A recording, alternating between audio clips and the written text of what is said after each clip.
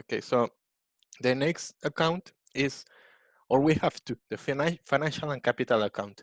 Technically, there are two different accounts, but both behave exactly in the same way. It's just a technicality what differs from capital and financial account. I will explain. But in the case of this course, I'm going to use them as if these two are the same thing, right?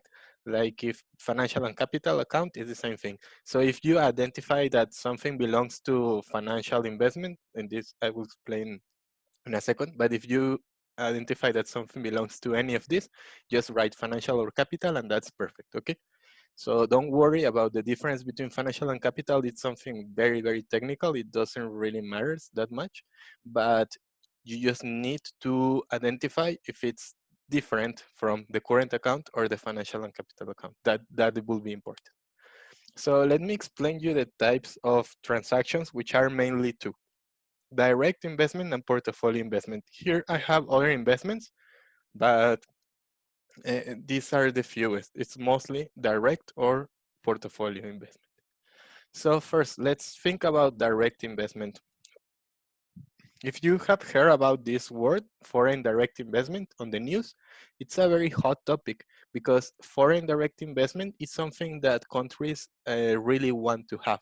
That means direct investment means that it's an investment of physical things, like maybe a company is doing an investment of building a factory in Mexico. That will be direct investment because it's something physical. It's a it's a building. It's something. Or maybe if McDonald's builds a new restaurant in Mexico, that will be also direct investment. So direct investment is positive for the countries. Another example is like maybe a company in the US or an investor in the US buys the majority of the shares of a Mexican firm. Like maybe Coca-Cola buys 60% of all the shares from Bimbo. So Bimbo is Mexican, but Coca-Cola in the US buys 60% of Bimbo.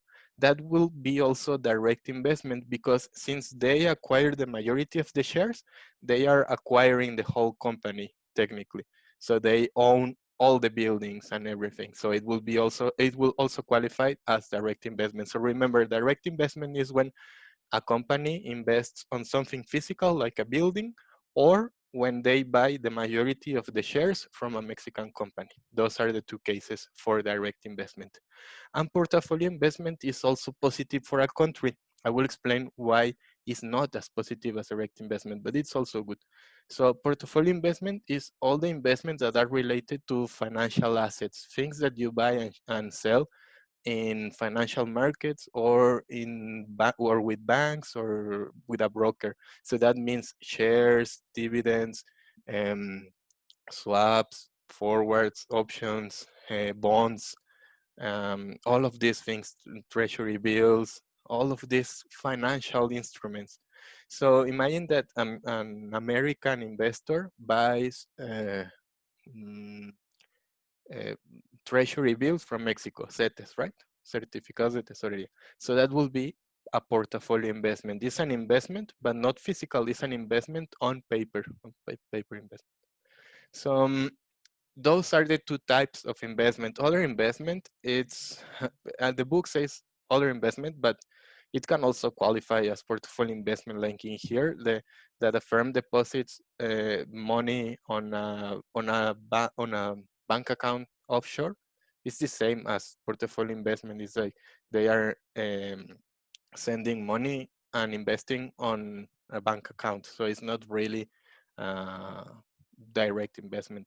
So don't worry, just focus on direct investment and portfolio investment. Anything that is related to financial instruments and to investment is in here, in financial and capital. Anything else like goods, services, investment income, unilateral transfers are part of the current account. But if it's buying shares, selling shares, buying or building a factory, that will be financial or capital. And just as a quick parenthesis to explain you why direct investment is better than portfolio investment, I will take over this later on. But here I can tell you a joke. it's because direct investment is better than portfolio investment, or at least is preferred, because direct investment is like getting married. It can be like an analogy between real life and investments. Direct investment is like getting married, and portfolio investment is like a one night stand or having a free. So the the the analysis is that direct investment is similar to getting married, because if something fails and then you get divorced, at least you can keep the house. So the same thing happens with direct investment. If something is wrong with Walmart and Mexico, Walmart can leave, but Mexico will keep the buildings, right? Or maybe a factory from Ford. If something goes wrong between Ford and Mexico, Mexico can still keep the factory.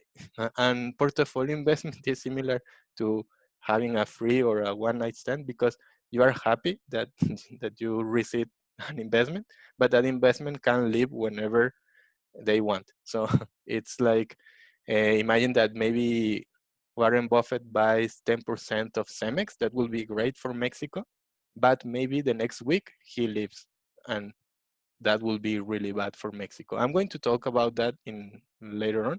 How does it affect the economy? But just for you to make a quick differentiation between direct investment and portfolio investment, that can be a good example. Both are good, but you just have to be a little bit more careful about portfolio investment, because with direct investment, at least you keep something. I think this will be the end of the second this video about financial and capital account.